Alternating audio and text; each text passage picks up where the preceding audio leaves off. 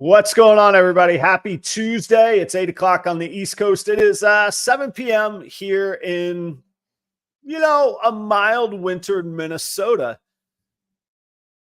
I made it to December, guys. I made it to December in Minnesota. The Florida boy is still kicking, still thriving here in Minnesota. Life is good, and welcome. Glad to have you on the show, or glad to have you at the show tonight. If you're watching on replay, thanks for checking it out on replay.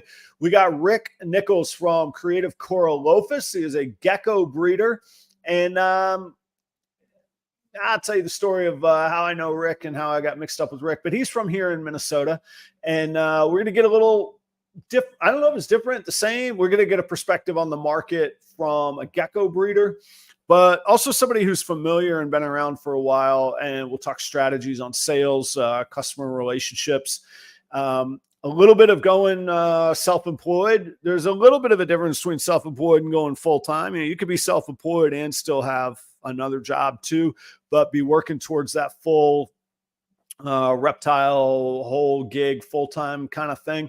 We'll get into some of that, what some of that takes. And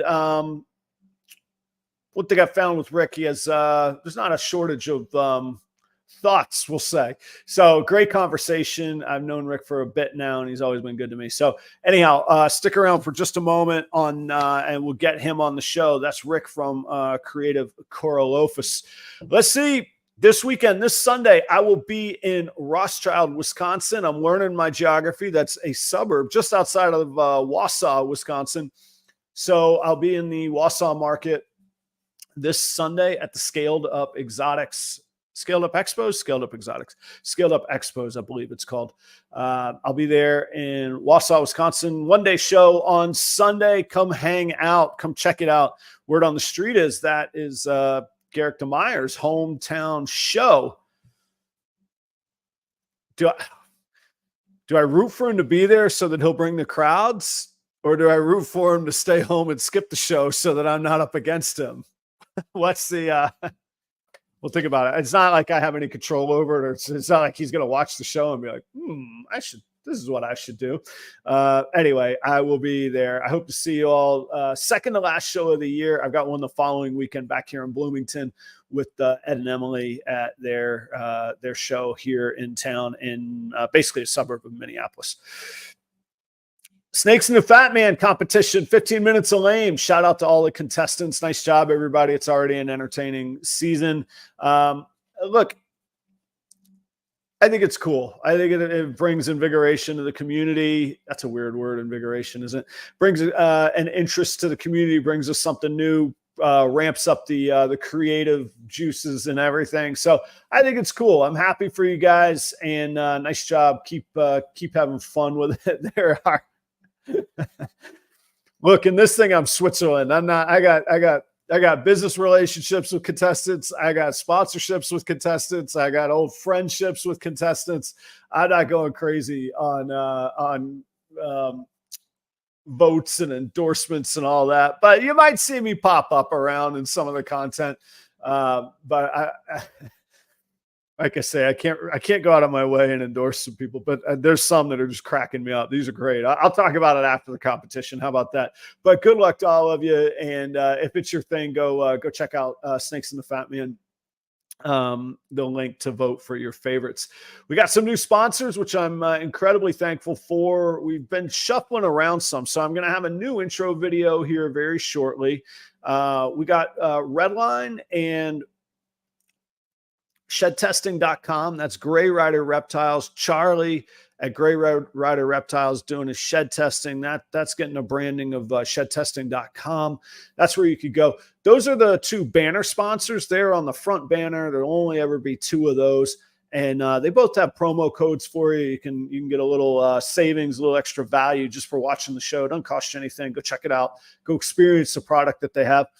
And then we have the show sponsors that get a little bit smaller placement, but they're incredibly valuable. And there's 4 of them. So I just want to say thanks. Brandon Nixon at Nixon Reptiles is on board. You'll see his logo here in just a second. And the newest sponsor is Ball Labs, and that's Trevor out in Aurora, Colorado. I'll tell you about him in a little bit. And not to fear, Keith at Creative Genetics, he's sponsoring the Proper Cup of Joe show on Thursday mornings. And breaking news, we got things worked out. I got Cold Blooded Cafe. I told you guys they were probably back in the family. You probably see them. They part of our not the whole thing. Part of our new deal is that they will be the singular banner sponsor on Proper Cup of Joe. So all is well in the Proper Royals family of sponsors. And look, guys, just check them out. Just see what they got. It doesn't cost you anything, and they do an incredible amount of support from me. And everybody talks. We're going to talk tonight about how hard it is to make it in this industry, and they're a huge part of it. And I'm flattered that anybody would want to advertise to me, but they allow me to bring you guys this content for years on end now. There's almost 30 of you here. That'd be 30 clicks, 30 sets of eyes going to see their product. So I do believe in all of them. I vet the sponsors. I'm proud to work with these folks. So thanks for hearing me out on that. StreamYard has a new option. When I signed in tonight, it said something like improve my looks or something. I swear to God, I had to take a screenshot of it. But anyway, I clicked it and I jacked that thing all the way to the max. So you gotta let me know how I'm looking tonight. You know, I'm feeling good. I did do a little barbering today. I did a shave. You know, I got ready for the show. Little did I know I could have just skipped all that, clicked the little checkbox, and scooted the thing all the way over. So you can let me know if it's coming through or making a difference. I'll watch the show back too. We'll see what's up. Rick from Creative Correlophus. Rick is a gecko breeder. I am too ignorant to know outside of Cresties what else he works with. If anything, maybe it's all crested geckos. Maybe it's right there in the name. I'm too ignorant to know how specific Correlophus is. We'll get into all of that. But I got to say, when I first moved here to Minnesota, if you think I'm a fish out of water now, you should have seen me when I first got here. Rick was kind enough to reach out to me, give me a warm welcome on Instagram. And he invited me to the local Herp Society show, which was very cool. And even cooler that it came from a gecko breeder, you know, because us ball python breeders, like everybody kind of turns their noses up at us, right? So it was really cool. It's a joke, but it's a little bit true. So it was cool. The Herp Society here in Minnesota, the Minnesota Herp Society meets at the University of Minnesota, and they brought really good guests. The couple that I've been to have been real good. I need to get back on it, but you know how December goes and all of that. So at any rate, help me welcome for the very, very first time to the Proper Royal stage from Minneapolis, Minnesota, or thereabouts. Maybe he knows a suburb. This is Rick Nichols from Creative Correlophus. Rick, what's going on? I got to pander to the snake crowd here. Okay, that's what I'm telling you. See, yeah, we're looking for the ratings. We got to pay the bills. That's what you got to do. What you got there, man? This is a Argentine boa. I mean, look at the colors on that. That is cool. Yeah, this is a young female. She was born in April. Fun fact, she was born in the Snake Discovery Zoo. Oh, that's cool. At Ed and Emily's place. So, yeah, I don't know. I feel like 6 or 7 years from now, maybe I'll breed her. Yeah. Oh, is that what it's going to take for maturity? I got you. Yeah, she's I'm more than just a gecko guy at this point. But I've fallen in love with these. You talk about the Herp Society. I saw an adult female like 5-6 years ago that was up for adoption at the Herp Society. Yeah. And the size of that animal, it blew me away. The colors, the pattern, and it became, I'm like, I got to own one of these. And then Emily and Ed have a pair in their zoo. They have babies. I'm like, well, I got to jump on that train and get one of the babies. But I mean, you can't look at that pattern. It's amazing. Yeah, so, that is a beautiful animal for sure. I feel like not that it would be fair to Ed and Emily, but I feel like the Herp Society doesn't leverage that enough. Like, just, hey, come hang out and support us. You might see somebody, you know. Of course, that would be me, but not, you know. But you could say that. Emily is typically there. Yeah, I've seen her. Yeah. But yeah, I'm gonna go slide her back. I'll be back 1 second. Yeah, very cool. Very cool. But yeah, I appreciate you having me on the show. Yeah, we got some ground to cover tonight. So, Rick's come in with guns ablaze, he's like, "Look, man, here's what we got to talk about. We got ground to cover. Let's go." It's everybody talks about the market. I compare the current reptile market. I don't care if it's ball pythons, crested geckos, leopard geckos. I don't care what it is. The current market is like a falling sword. You try to grab it too soon to catch it on the upswing, you're going to bleed out and die.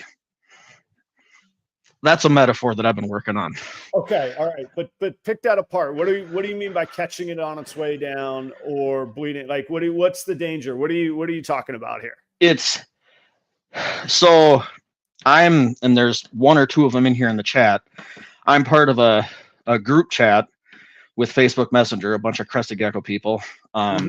Jeannie Bod from Bod's Exotics is in there. Yeah. But Black Friday weekend, pretty much from Thanksgiving Day till the end of the weekend on Sunday, that the small group of us in there, all we were discussing, we were looking at the sales and the deals on the animals that are out there currently that are available, and how ridiculous for really, really nice animals, how ridiculously low the prices were. This is a buyer's market. Everybody's panicking. They want to get out. They're worried about what's going to happen. If you have the ability, now is the time to buy. The prices have never been better.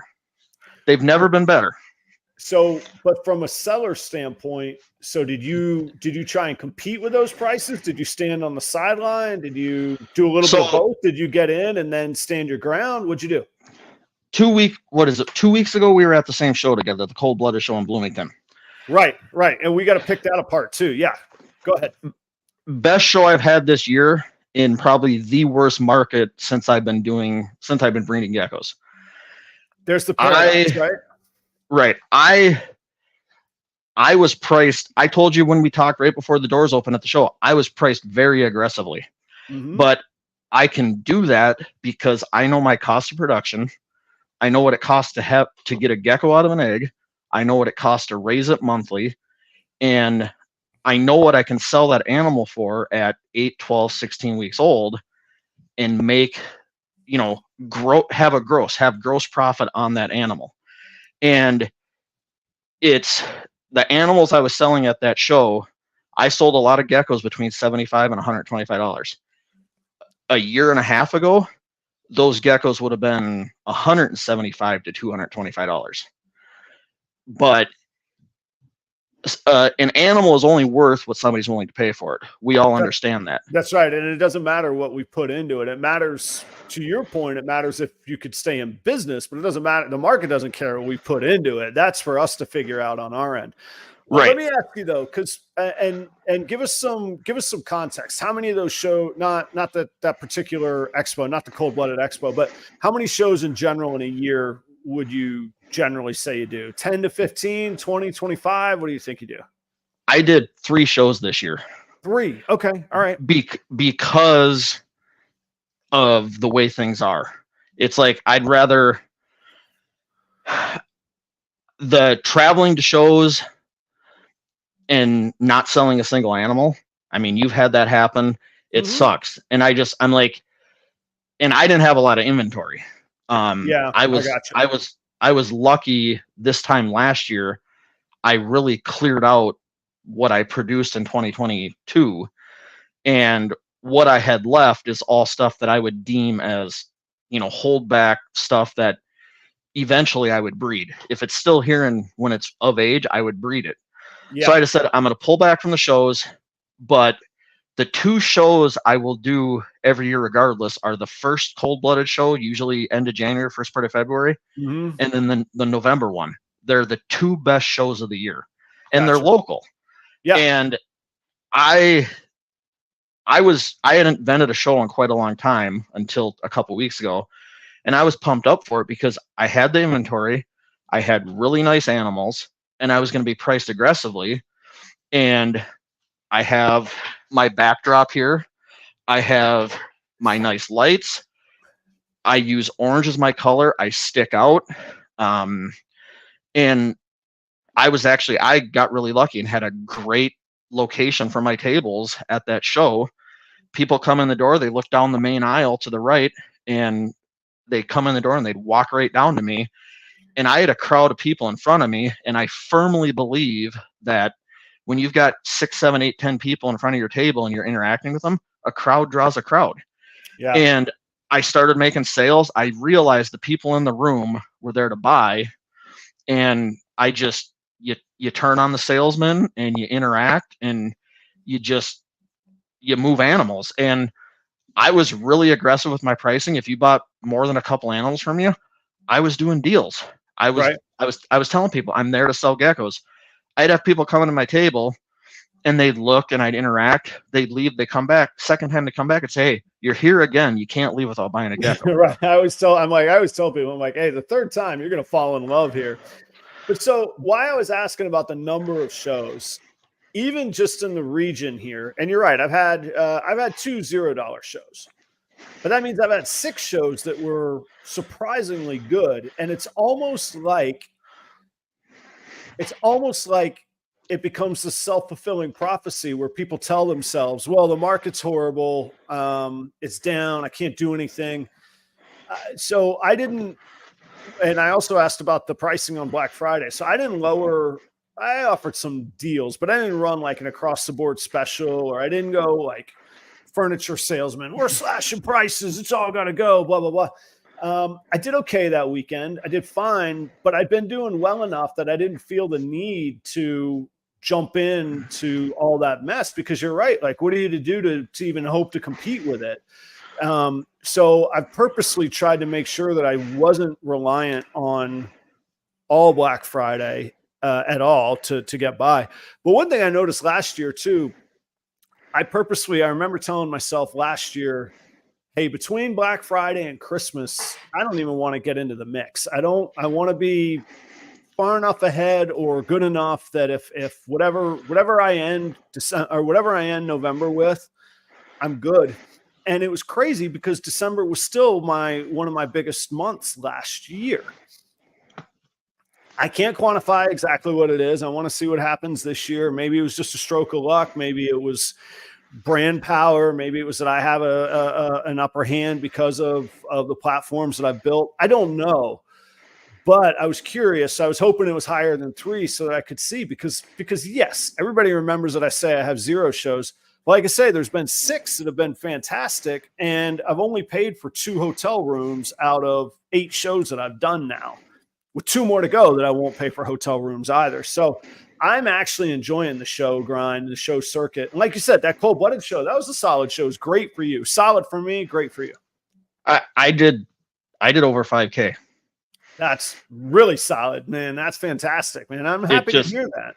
It was, and I was moving geckos, and I'm going to go from one extreme to the next. 2023, I only did a handful of shows. I'm going to do potentially 30, maybe 35, 36 next year. Shows? Yeah. And after what you and I talked about some things, and if you're down for that, that's going to get me to that, 25 to 30 shows if I do more of those shows, So yeah, I'm signed up for 26 right now. One of them, one weekend, 2 shows overlap. So I'm gonna have to back out of one of them, but I got to figure out. I'll figure out which one it is. But yeah, I mean, I'm gonna hit the ground running January 6th. I'm in La Crosse, Wisconsin for Scaled Up Expos. Yeah. So are you not doing Rothschild this weekend? I am not. No. I'm on the wait list for 2 weeks from now with Emily's show. So. Oh, really? Yeah, I dropped the ball on that, and yeah. I'm going to do all of her Minnesota shows next year. Yeah. I'll be at all the 4 Cold-Bloodeds next year in Minnesota. And right now I think I've officially committed to, I think, 6 of the Scaled Up, but that number is going to probably triple. So right. They're good expos. I was amazed. I was really not amazed means like I wasn't expecting much. I didn't know what to expect. I was very impressed with both cold-blooded expos and scaled-up expos in Wisconsin. Those are great shows. And Ed and Emily's feel like they have a real small town, hometown kind of feel versus a big, there's some shows that have like this massive feel, of course, Tinley and Daytona, but like a lot of the Repticons in Florida felt that way. But that cold-blooded show has that feel, and the scaled-up expos, those are big shows, man. Yeah, Dylan, and I always forget his wife's name, but they run. Yeah, Brittany. They run great shows. From everything from vendor communication to promoting and putting people through the door, they're good shows. So they're good people. Yeah, well, and it's just easy to work with them too. They have their act together. Here's your table. Here's the order. There's no drama. There's no goofing off. Get in, do your stuff, go, get out. Yep. Yeah, and they're breeders too, and they know what you and I are dealing with. They know what their vendors are dealing with. Right. So, they're a small time breeder, just like a whole bunch of their vendors. So, it's just they're good shows. Yeah. I'm pumped for next year because even though with the market the way it is, because I know my numbers and I know what I can do, I was 6 months ago, I was really thinking I'm hardly going to produce anything in 2024 because from 2022 to 2023, I only produced about 20% of what I did in 2022 this year. I was thinking, was that purposeful or was that? Yep. Totally on purpose. Yeah. Totally on purpose. July, August of 2022, I went through a period of just absolute, I was burnt out. I was buried in baby crested geckos. I was buried in some other species that I work with, the babies. And it was a lot of work. I mean, I produced over 500 geckos and 500 crested geckos in 2022. You have to be almost certifiably insane to do that. I don't know. I have one crested gecko, and I don't even. My son and my wife take care of him. I got enough reptiles. That's the pet. I went from I did about 130-ish in 2021. Okay. So, I really went after it in 2022, and I went through a period where it's like, okay, this is awful. And the reality of dealing with that many animals. I mean, that was just the babies, and I've got hundreds of other animals growing up and breeding and everything else. I've got a big group to take care of, and you hit that point where like I can't do it, but you have to do it because you've got the animals. And I'm sorry to interrupt though, really quick. Talk to me on so the analogy in snakes is we have to choose. Do we breed our rats or do we source them? What about the food for you? And I mean, I think it's primarily crickets and mixing the food. Do you source the food? Do you buy that, make it yourself? Do you buy it in wholesale? What do you do for that? I use all of the commercially available crested gecko diets, Pangea, Rapashi, Lugardi, some of the lesser known ones.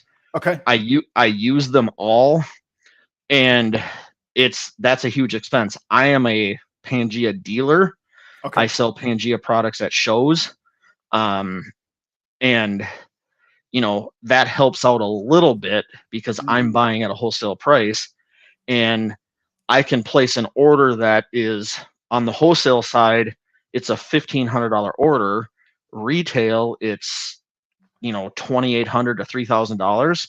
Okay. But I can take $100 of that wholesale price and feed my entire group for months on, many, many months.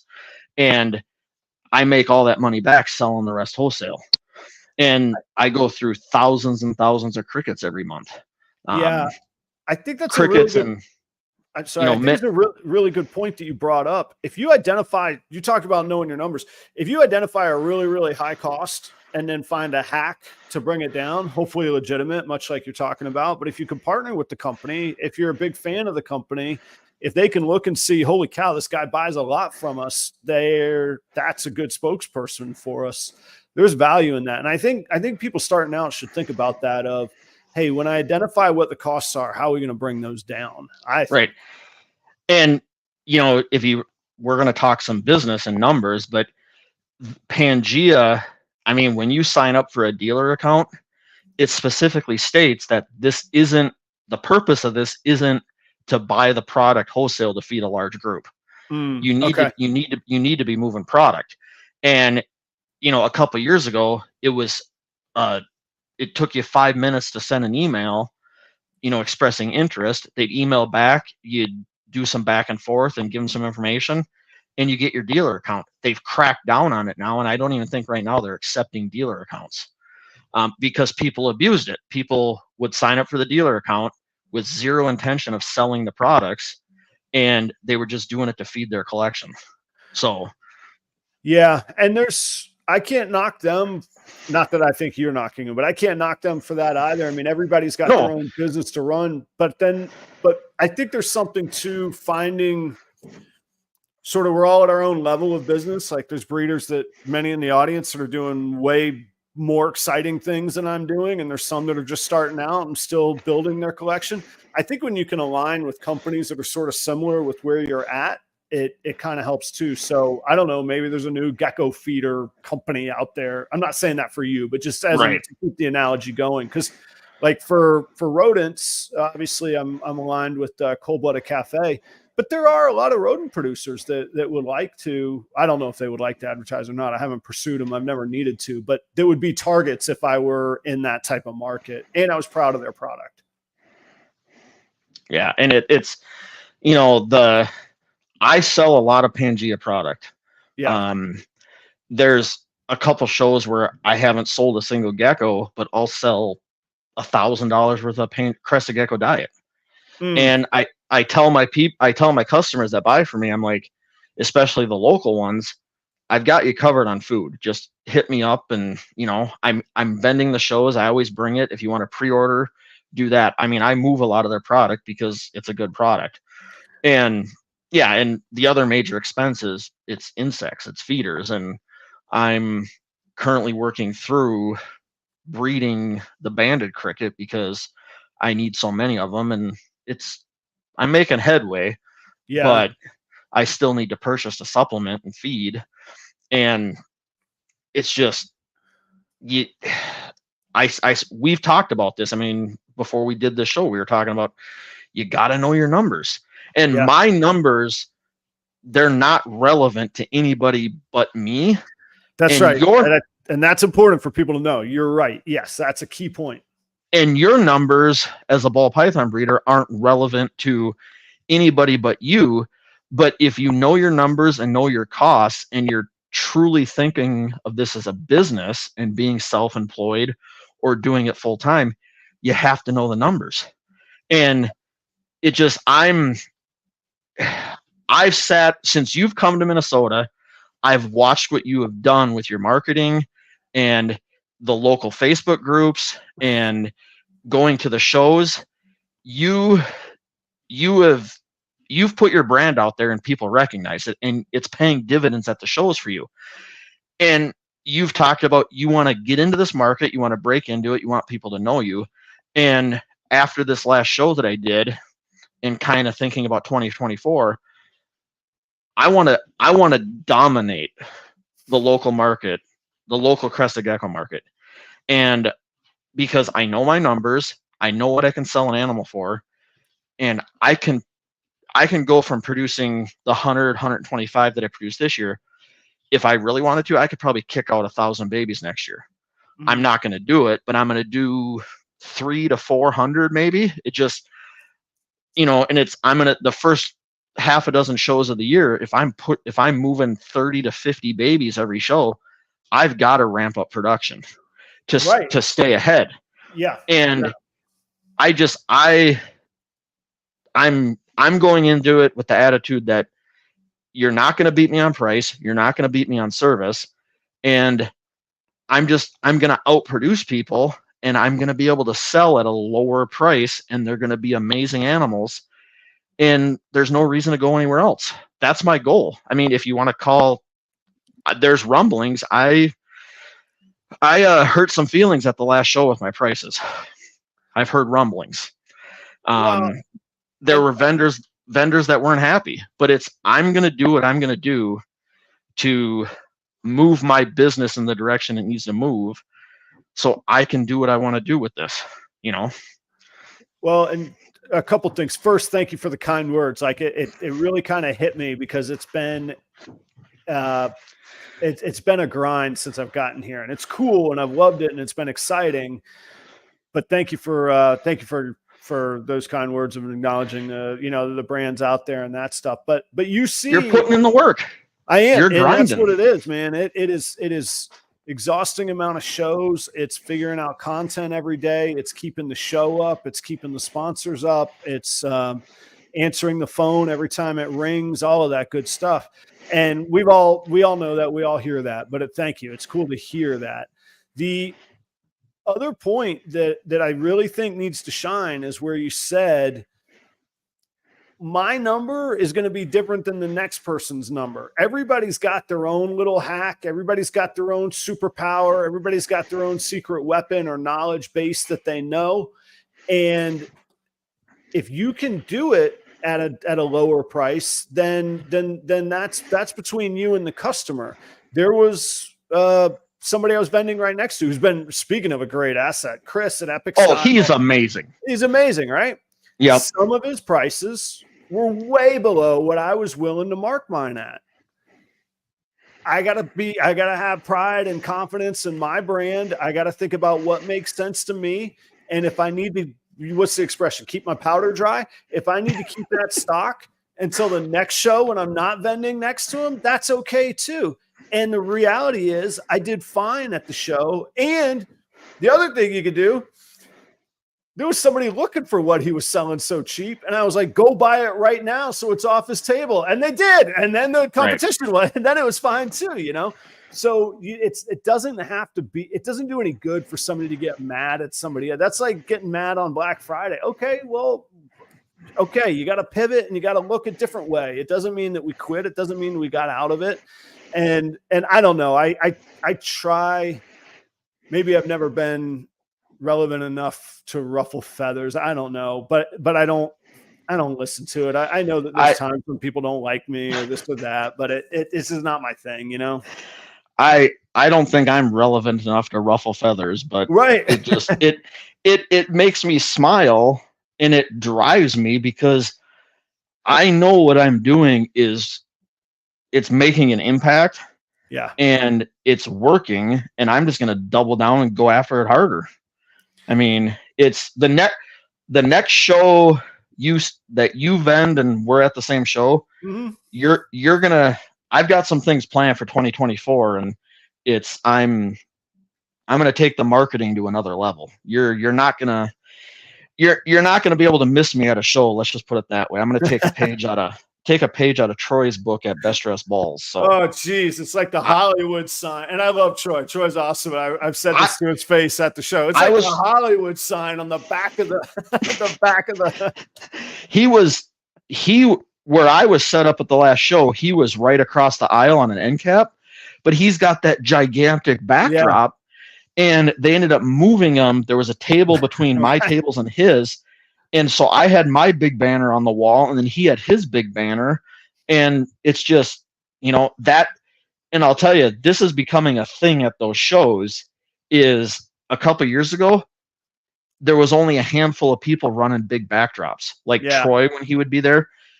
Joe from JSA, he has a decent backdrop. Yep. But now that I've done this backdrop, I mean, this is 8x10 that's behind me, 8 foot tall, 10 foot wide. There was a dozen people or more there with big backdrops, at the Cold-Blooded show. Yeah. Well, and you've seen mine. I mean, mine's a narrow thing.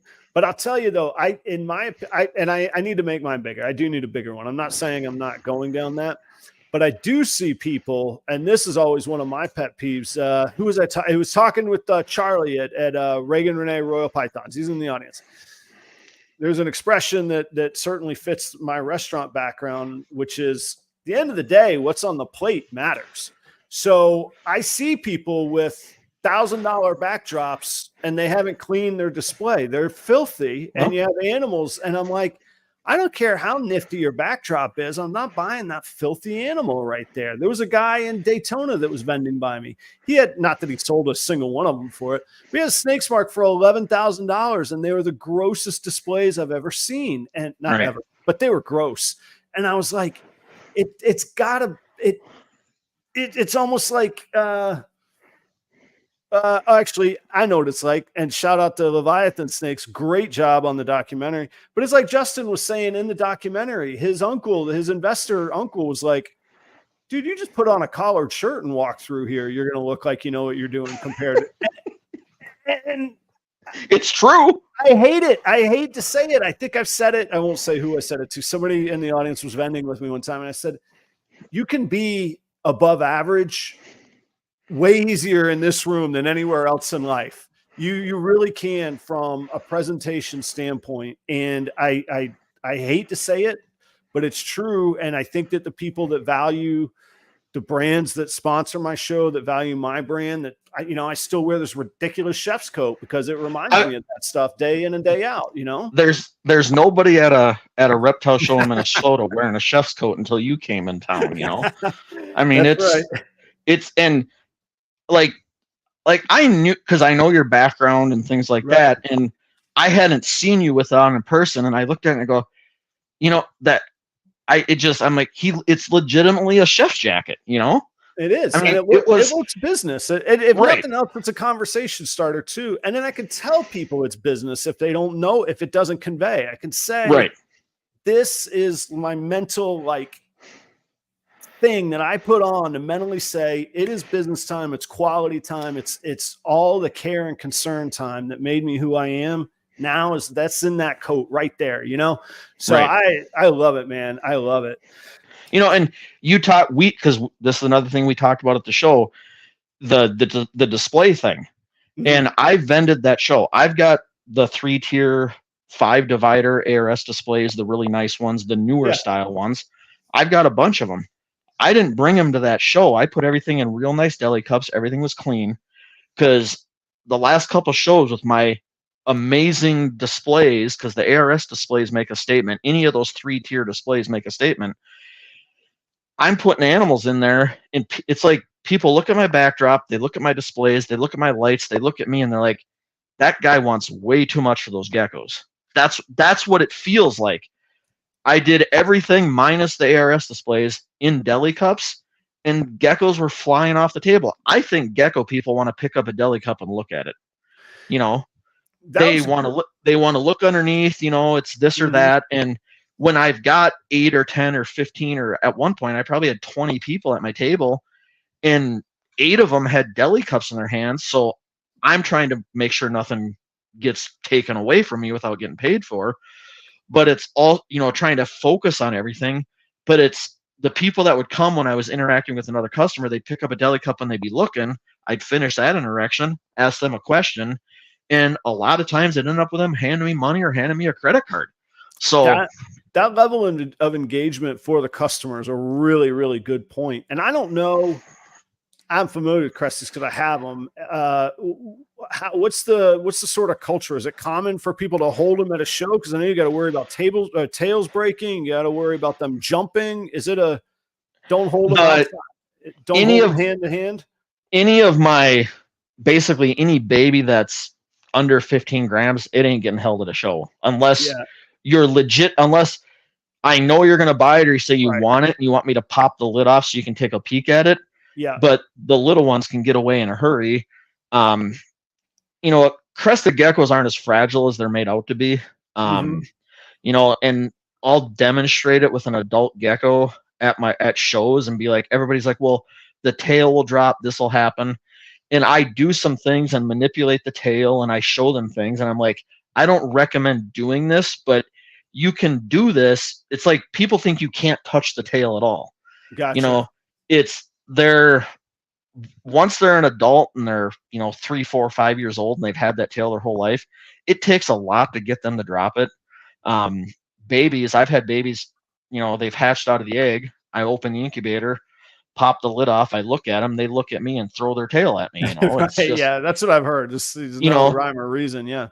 I've a dog barks, a door slams, lightning, thunder, just random things will cause them to throw tails.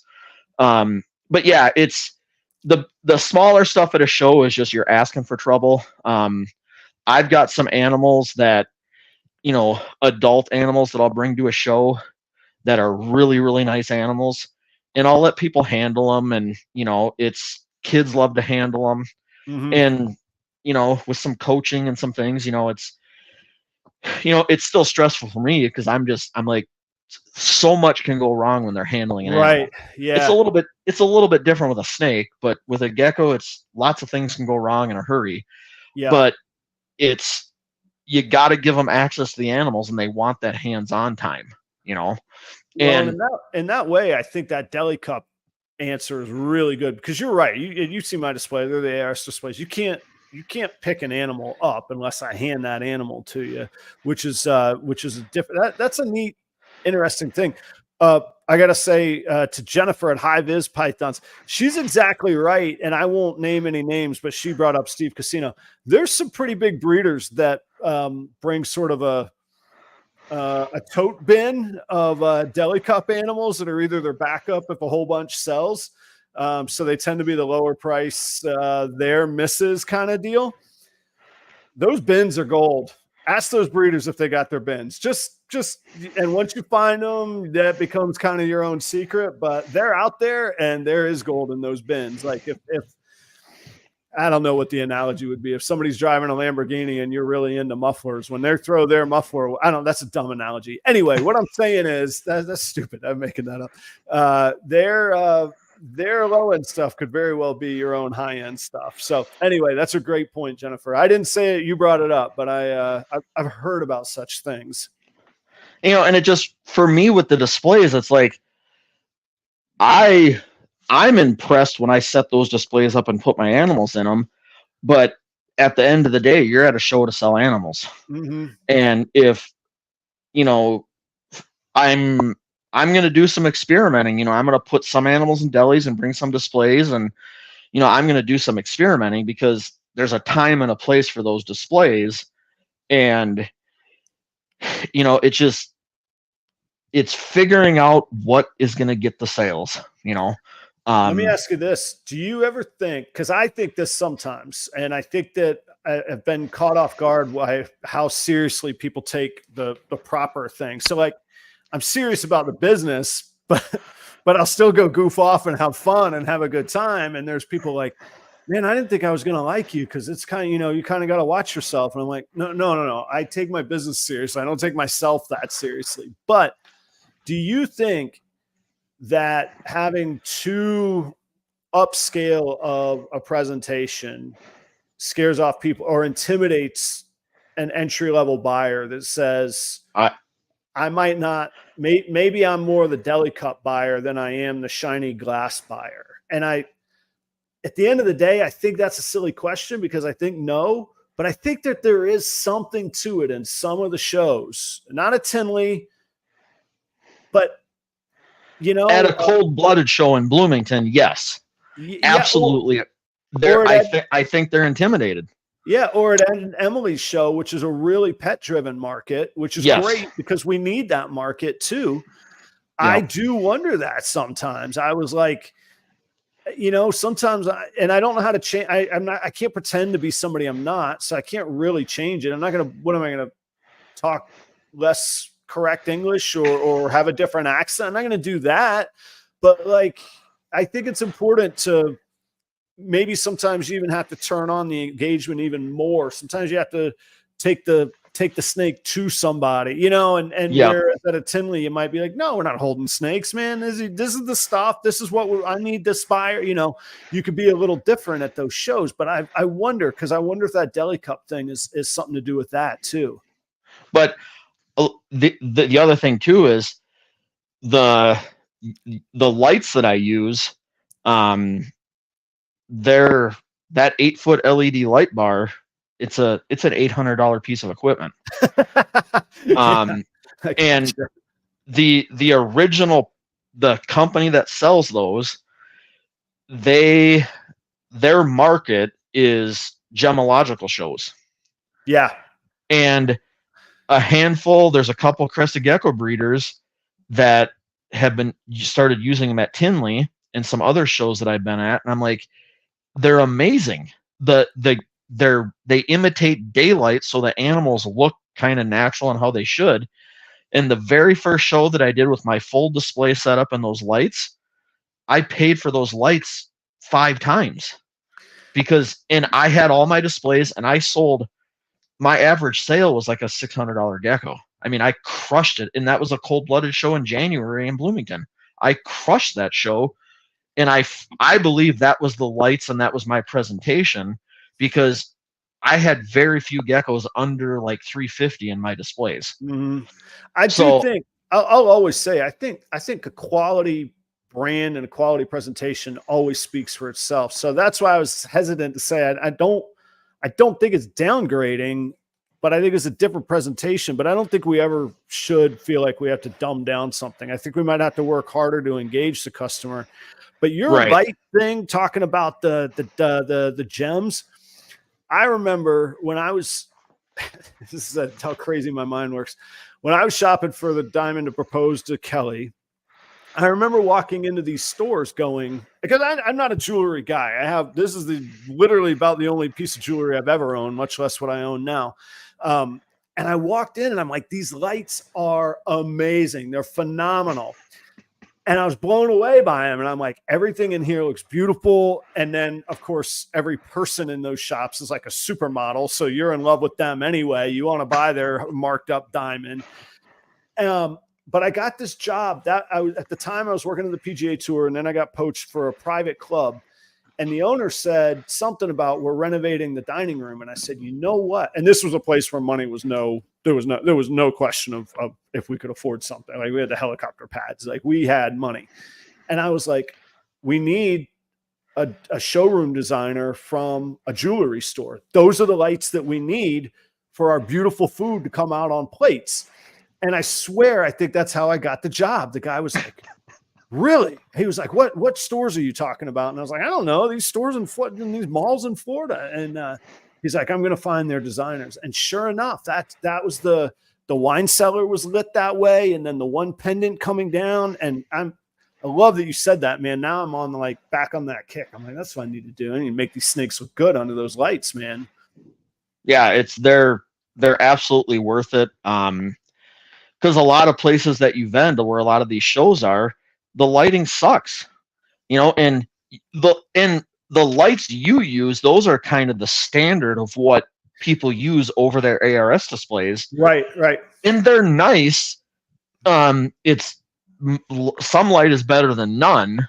And I just, I was the couple tables at Tinley that had those lights, and they've got high dollar geckos. This was, just after the first Tinley after COVID, basically at the peak of the market for a lot of stuff. And they've got tables full of geckos that are $1,000 to $10,000, and they look stunning under those lights. And I'm like, I need those lights. I need to stick out at my local shows. And, it's just, I'm probably more motivated now going into 2024, even with the current market situation, than I have been since I've been doing this. I'm excited because I know what I can do in this market, and I'm going to keep pushing forward. I don't care if you're a crested gecko breeder, you're a ball python person. The deals out there right now are just insane. If you have the money and you have the ability to buy some animals, put them in your racks, put them in your enclosures, whatever, and grow them up, sit on them, in a year, 18 months, on the next upswing, you're going to be right there ready just to, capitalize on it. And I'm going into 2023, we were dealing with inflation, all these economic things. I just knew it was going to slow down. The writing was on the wall, and I'm like, I'm not going to get burnt out producing a bunch of geckos that I can't sell. I want to be more manageable. But what I am going to produce is going to be, if I have to sit on it for a year or two, I don't care, because when I slide open a tub or I open something up and look at it, I'm like, this animal's amazing. I don't mind feeding it and taking care of it and growing it up because it's amazing. And in a year or two, I can breed it if I choose to do so. Or it's going to be a juvenile adult or subadult or adult gecko that I'm going to be able to sell to somebody at a show. And it's going to be amazing. So I've got a lot of stuff in my racks right now that I'm super pumped for 2023 or 2024, 2025. I mean, I've got geckos growing up now that I can't wait for 3 years from now when I can breed them. And my take it for what it's worth. If I don't have a crystal ball, but my prediction is the market slows down naturally in the winter, and the prices at March Tinley, it's going to be a buyer's market. I'm going to have a war chest, and I'm not just going to buy willy-nilly, but I'm going to be very selective.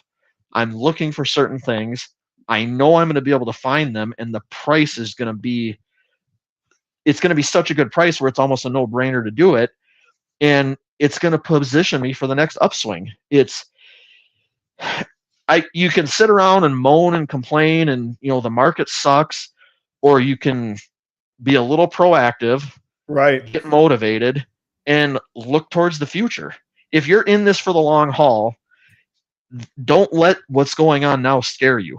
Yeah, I think there's analogies all over the place. We always hear in real estate, you can make money in a buyer's market or a seller's market. And to your point, if somebody thinks the whole industry's dead or not going to survive, that's a different story. Fine. Take your stuff, pack up, leave. But if you're into it for 5, 10, 15-year cycles, which you probably should be when we're talking things that take years for a generational development to happen, then get used to it. These things happen. I mean, think about every time the gas prices blip on, it makes national news. They're going to go up. They're going to go down. That's going to happen. Let me catch up on the comments. There's really. Hang on just a second. So I hope Sarah's joking. I hope I wasn't super intimidating. I don't mean to be. We've become good friends. So I'm guessing that's not the case. I hope not. And then, what do you know the brand name of these lights, Rick? Yeah, this Robert from it's Zivs Exotics. He's another local guy. Just learned that on the Holdback Rack member live last night. Yeah, we met in person. Recently. Yeah. It's showofflighting.com. Showofflighting.com. And I'll tell you I was chuckling because you're being very what's the word, kind, for lack of a better word, on my lights. I like the lights and I'm confident with the lights, but I always want to look for another angle. But I'll tell you, and they say, like, there's all, you ever see the Seinfeld episode where Jerry claims that he's the one that invented the spinning umbrella when he's selling them on? Anyway, there's an episode like that. So word on the street is, in Florida, with those kind of arc graphing desk lamps that have become kind of the standard now, everybody claims that a guy named George MD is the one that first started using those. And I'll tell you, to this day, his and I've used the same brand. I bought the same light. I don't know what it is. His displays just pop. Man, they look killer. You could see them from across the room. And they just look great. So I did try and emulate his lights, but I got to check out this showofflighting.com too. If you get me on some jewelry store lights, I might really be moving some product. And this isn't a paid plug, and I don't want to make it sound that way. Look, Dale says George was the first. It's like the legend of George and the lights, man. But when I placed my order for the lights, unbeknownst to me, there is like a 2-week long gem show in Phoenix every year. Okay. I placed my order the day I believe they're located in North Carolina. I placed my order for my lights the day that they were packing up everything to travel all the way to Arizona and spend 2 weeks there for that show. Uh-huh. So I placed my order online because the lights were in stock because they've been out of stock for a long time.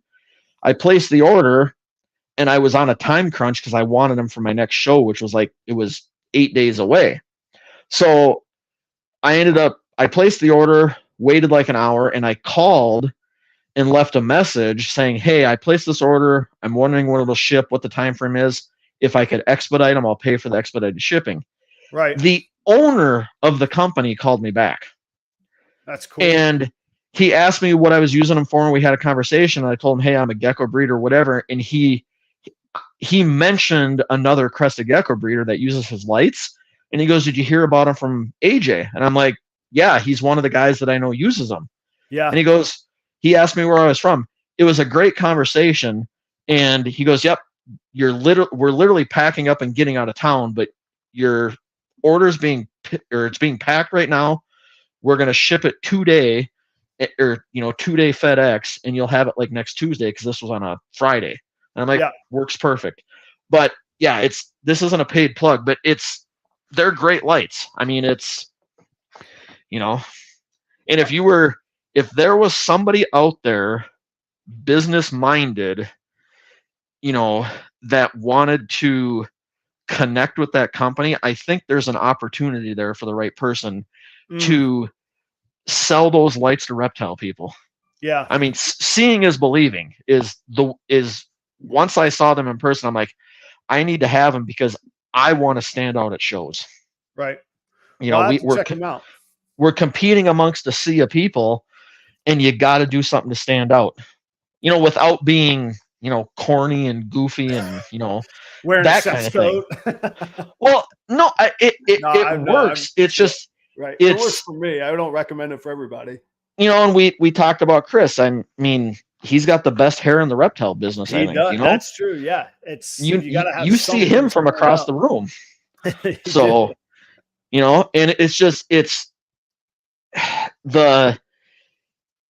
even the vibe before that show, the people I was talking to that I knew were vending, and even myself, I had really low expectations. But historically, that November Cold-Blooded show it's really, really good. And everything came together, and I had an awesome show. And it's motivated me. There's opportunity in this current market if you're willing to put the work in and do some things and just keep pushing forward. Don't give up. I mean, I think it's a perfect time to explore too. Try new things. If sales are already down, what do you have to lose by trying something new? Right. I mean, try something new. Try an ad on a platform. Try I give people a hard time. I have somebody, I don't know if they're still in the audience or not, but somebody's there like, yeah, I got this little spinner. I'm going to do some giveaways. And I was like, oh, for Pete's sake, the spinner. And I probably hurt their feelings because I was at a wedding show next to a dude that was doing nothing but spinning things all day, and it was pure hell. And I explained that, but try new things, see what works. What works for one person and their personality may never work for me, but they're the right person to make that thing work. And strolling around in a chef's coat probably isn't going to work for 999 out of 1,000, but it works for me. So yeah, do something to stick out. Rick, let's take 1 minute. Let me let's pay some bills and give shout outs to the people that pay some of my bills. And then I know you said you had some, I don't do this often. You said you had some questions for me. Well, let's test the waters there after this. So, guys, I want to give you a quick rundown on the sponsors. Don't change the channel. Don't click away. These people are good people. They help me out here. So, Redline Shipping, I'll tell you this week, just 2 days ago, I called Redline. We pinpointed like to the hour when we were going to get something dropped off. It's a complicated shipment from California to Minneapolis. Really complicated right now as far as temperatures and timing go. They walked me through it. They didn't go, who are you? They didn't go, oh, you advertise. It was Jackie on customer service. Shout out to Jackie and the team. And I let Robin know afterwards, and he said, yeah, it's probably our busiest day of the year because the shipping window is about to close. But you can use them to ship your goods and equipment. You can ship them to use your Christmas presents and all of that kind of stuff. Phase packs. Redline's the brand. Use the promo code PROPER5. They're going to give you $5 off your next shipping label.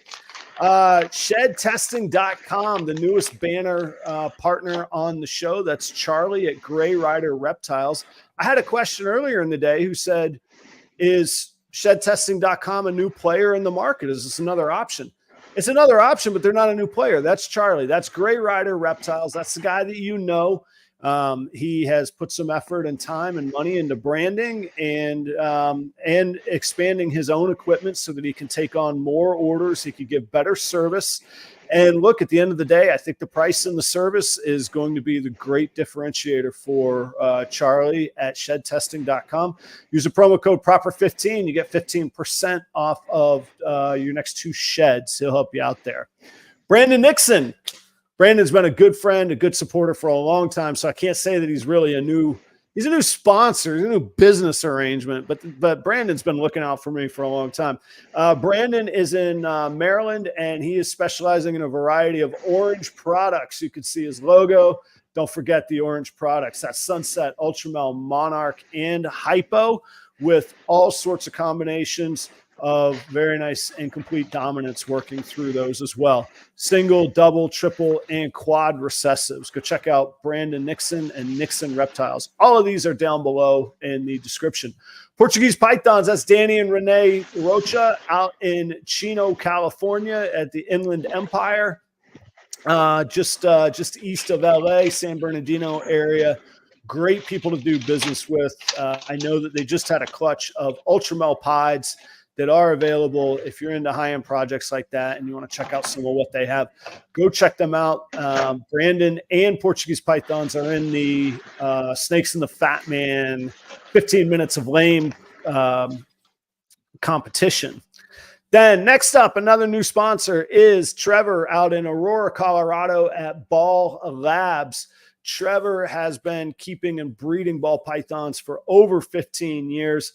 And he's got some cool projects. Puzzle, Ultramel, Clown, VPI, and Tri-Stripe are all things that you can go check out and connect with Trevor on. You can see him on Morph Market and YouTube. And don't tell anybody. He's got Monsoon, Zebra, and Sunsets as well. Boom. Trevor at Ball Labs, thank you for the support. Last but not least is the old trusty sidekick. That's Chris at B and S Reptilia.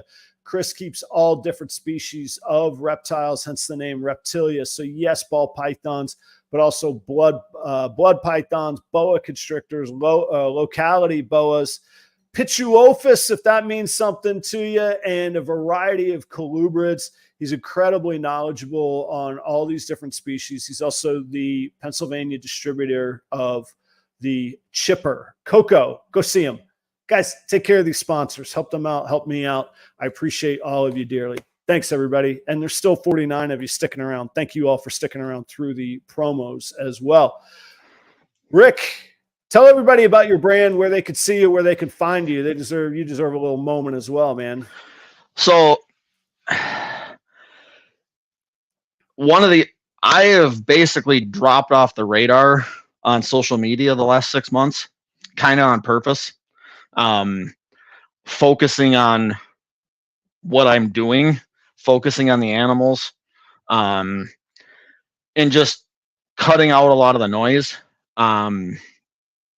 Earlier this year, we moved, and I now have an 8,000 square foot facility for my animals. It's been a huge undertaking. It's way more than I thought it was going to be. I bit off way more than I can chew at this point. Yeah, I would say. And it was the right time, the right move. For me, I'm like, I got to do this, but I'm also doing it in the worst market, in quotes, the worst market in the last 5 to 7 years. But so I've been focusing on a lot of things, cutting out the noise, and you can find me I'm on Instagram, I'm on Facebook, Creative Correlophus, and I don't want to hijack this show, but I am going to, I don't know, 3-4 months ago, maybe even longer, it's been a while, I was dabbling in doing a podcast, basically a live show on YouTube. I'm going to relaunch in January. If you like this discussion, the business stuff, marketing, talking numbers, we're going to get into that to appeal to the non-Gecko people. There's going to be a lot of that talk. And I'm going to attempt to bring some people on that have that same mentality like you. I mean, this is why I'm here. This is why we're having this conversation. So I'm going to relaunch that. My YouTube channel is it's Creative Correlophus. And we're going to get into some nitty gritty Gecko stuff. Talking about strategies, talking about things like that. There's a lot of exciting stuff going on right now in Crested Geckos. There's genes, there's things that people are working on. It's an exciting time. But the theme that tonight has been talking about the market and talking business. And the biggest lesson I've learned this year is you got to diversify. You can't be this monoculture, one animal or whatever. You've got to diversify. And I started with Crested Geckos, and then you fall down the rabbit hole, all these other cool animals. And I just wanted to show this animal right here. He's in a deli cup because he will run away from me if I let him. This is it has a lot of common names, but its scientific name is Condrodactylus angullifer. They're known for these. Lift it up. We can't see it. They're known for these big giant heads. This is a big male. They're known for their big giant heads, and he sees what's on the screen and he's not happy. But this is a species. It's not rare in the US, but it's not super common. There's not a lot of people working with them, but there's so many geckos like this that are available, and I'm stockpiling and I'm amassing an army of these weird animals that I'm going to work with just to diversify. I'm getting into snakes because the animals I keep, they like higher humidity. They like temperatures in the mid 70s. There are some snake species out there that thrive under those same conditions. Oh yeah. So I'm the Asian rat snakes. They call them the bamboo rat snakes. I've got a big group of those. I've got some Japanese, the Kunisha Island rat snakes. I've got the Japanese forest rat snakes. I'm diversifying so, to have more variety on a table. And at the same time, the crested geckos that I'm going to keep and I'm going to breed, it's going to be exactly what I want to work with. I'm not going to try and please the market or chase the market like I have the last couple of years. I'm just going to make the best examples of what I like to work with and put those out there and work with some of these genes that are available. So that's just another one of my strategies. And I've got a lot of new stuff that's going to come in line and be breeding next year. I'm going to have some of my first snake clutches. I'm going to have some other things going on. And I'm super motivated. I have a very positive outlook on the way things are in this market. And you got to get after it. I don't know. I can't reiterate that enough. And I have some friends that they have, it's Dan and Stacy. Their Roots, Scoots, and Scales is their business name. Stacy is the lizard department, as they call it. Dan's the snake department. And they have, I don't know, 50 or 60 some species under their roof right now. Mm-hmm. They've got geckos, they've got skinks, they've got one of the largest cat-eyed snakes, or the Boega snakes. He's got one of the largest collections and the most species probably in North America under one roof. They are super diversified, and they have had great shows most of this year. And talking to them and knowing them, and I'm like, I need to diversify. And there's you as a ball python, the person. There is a species of snake out there that will work in your parameters of your room. And I just think everybody needs to pick a species that they like, that's weird, that's uncommon, and work with it. So some of this stuff isn't lost to the hobby, and just to have something else cool to put on your table. So it's just, there's so much opportunity in this market. And with even the ball python person, that they have hundreds of ball pythons and nothing else, you can add 1 or 2 species and diversify. And I think that's going to be one of the strategies to survive the next couple of years, So I think it's tough. I do believe in diversification. I have that conversation a lot, although the only species I work with is ball pythons. However, to your point, I diversify my business model over different streams of revenue, whether it's through this platform, whether it's advertising for other people, working behind the scenes for social media, running a Patreon, those sorts of things, so that I can both hedge the market somewhat, but also find ways to build my brand. And there was something, I know what I was thinking earlier, when you were talking about selling Pangea, do you ever find it a strategy, or do you ever find it happen that the buyers of Pangea, they probably own or are into what you're selling as your primary? Absolutely. Right. Absolutely. And so I have to think with the rat brand, the rodent brand that Taylor and I work on, same mindset. Yeah, we think we can make some money on rodents, but that's like the ball pipe, the snake owners inviting the fox into the hen house. Oh, so you have snakes? Well, I might have a couple snakes for you too.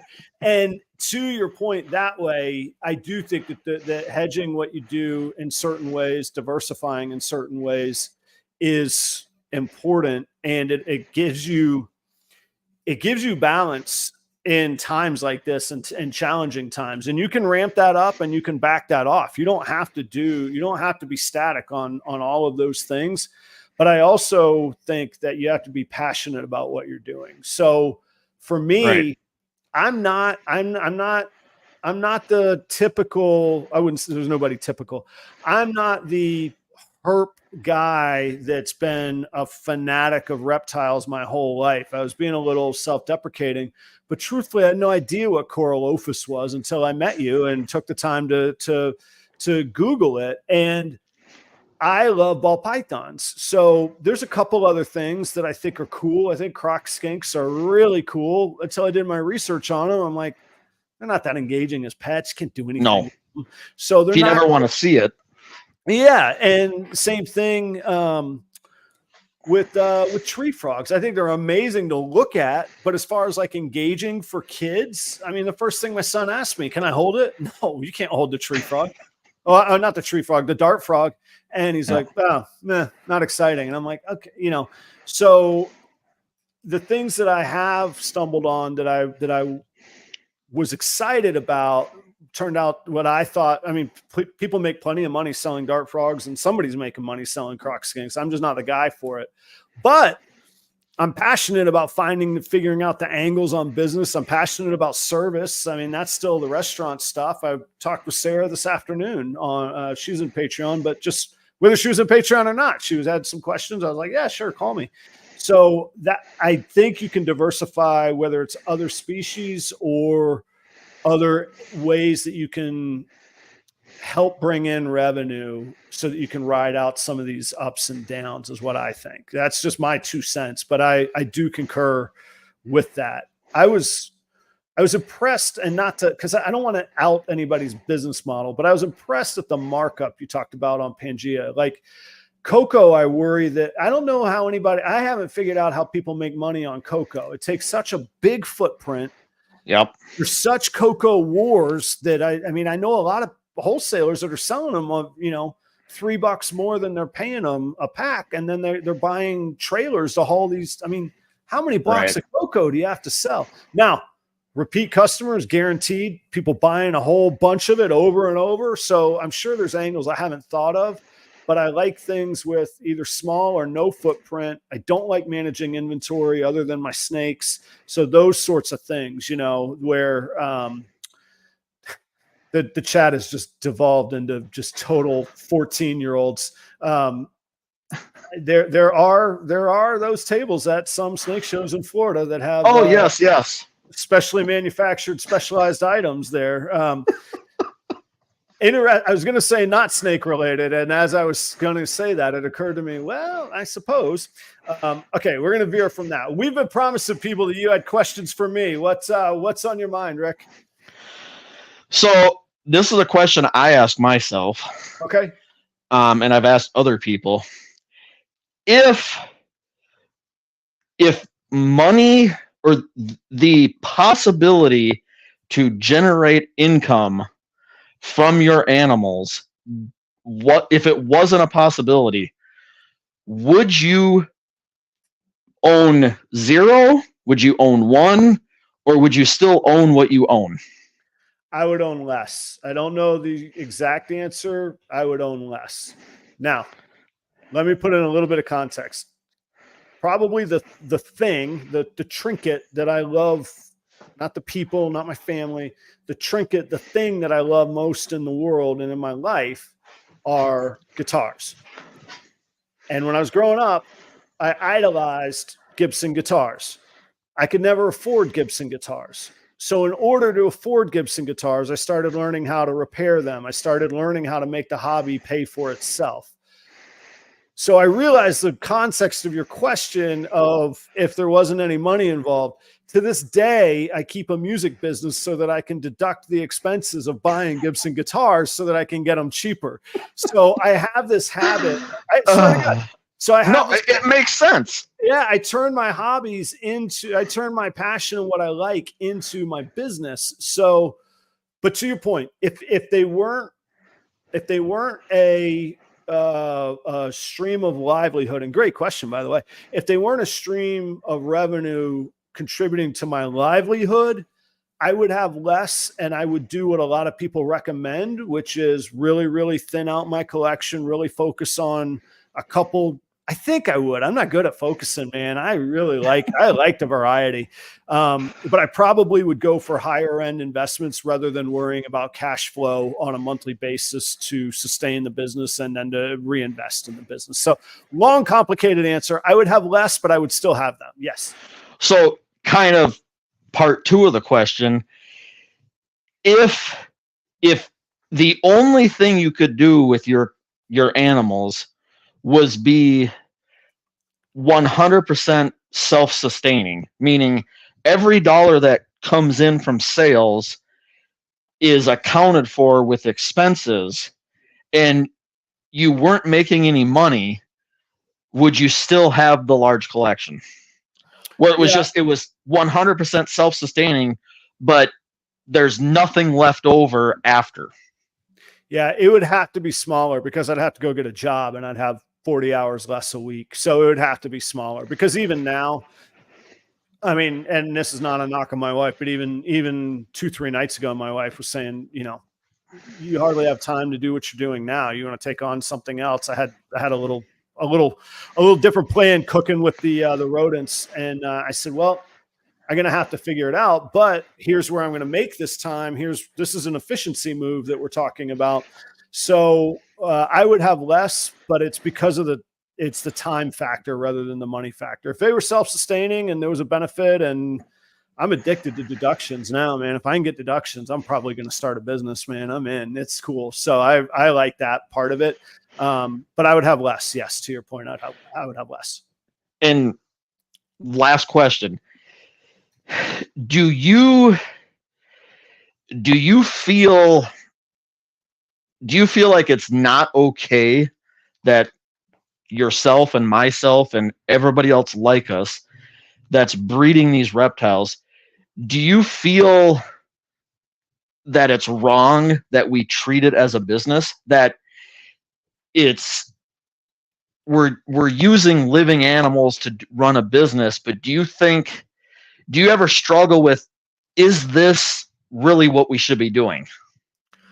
I've thought about that. And I think every person needs to think about that for themselves and come up with, I wouldn't say whatever. They have to come up with a high standard of what's acceptable and what they're willing to do. And there's a million moving pieces. Who do you sell to? How comfortable are you selling? How your own care. I mean, people see my sink. People see the history that I put into my facility, basing it around a kitchen. So and a clean kitchen. So I do think about that a lot. I also think about, because I get this thrown at me sometimes, the analogy of sort of a starving artist that's not seen as legitimate unless they're suffering, or a punk band that gets called less valid because they, quote, sold out. Oh, they worked their butt off for 20 years and now they can do stadium tours, and you want them just to, you know, live in a van with the other 3 dudes? No, that's not cool. So that frustrates me. And that kind of gatekeeperism, that bothers me sometimes. When that's a word I made up, gatekeeperism, that, you know, when somebody is going to judge whether, like, you're into the animals enough to be doing it, or whether you're too business minded.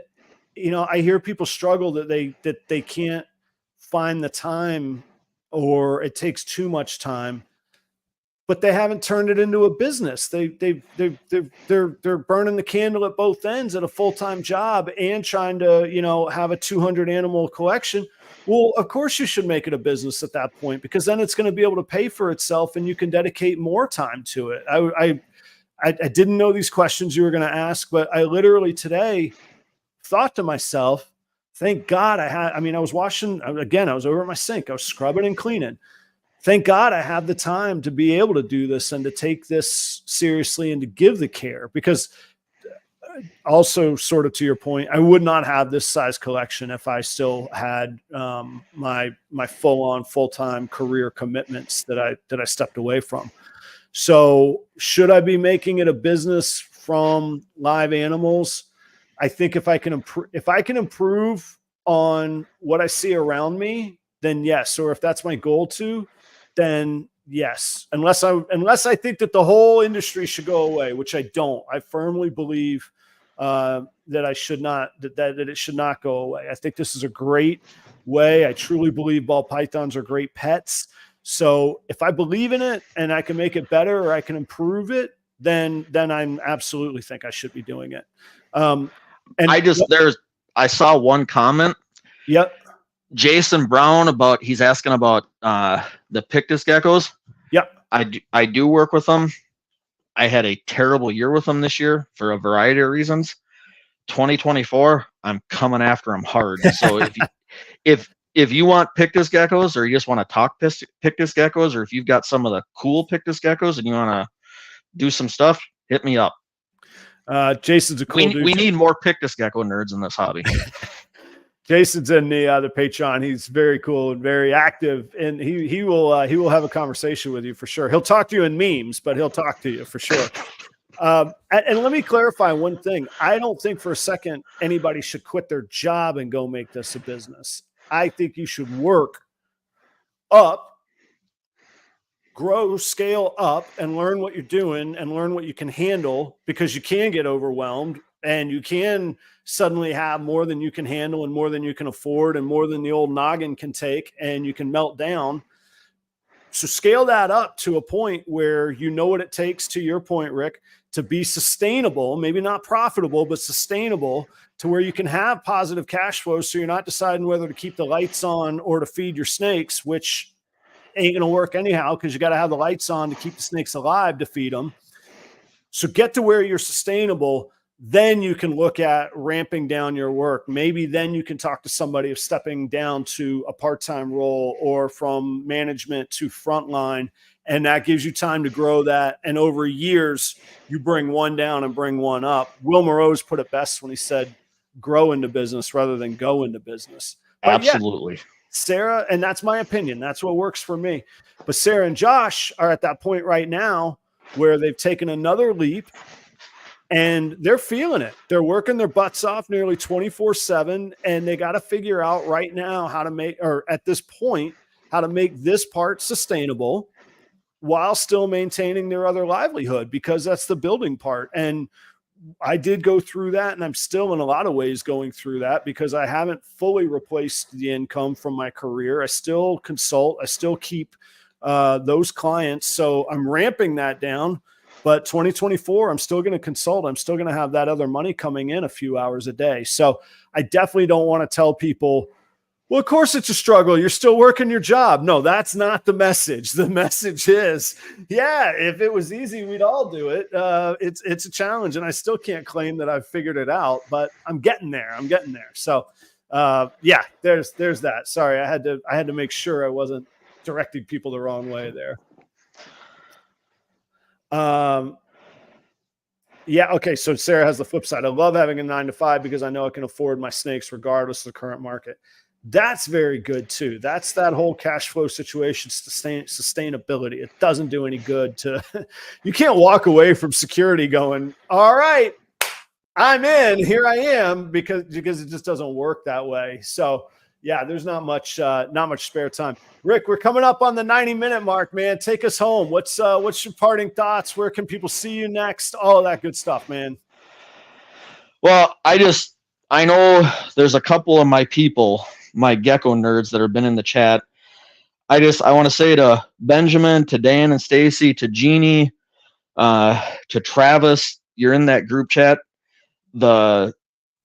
You want to talk about a group of people that are going to motivate you, and you know, they're going to push you, and they're going to be there to bounce stuff off, bounce ideas off, and to discuss purchases, discuss pairings. It's the last couple of weeks, that group chat has just been amazing. My next show, I'll be in La Crosse, Wisconsin, Scaled Up Expos, January 6th. And many shows after that. I'm on Instagram. I haven't posted anything in a long time, but if you hit me in a DM, I'll get back at you. You can check me on Facebook. The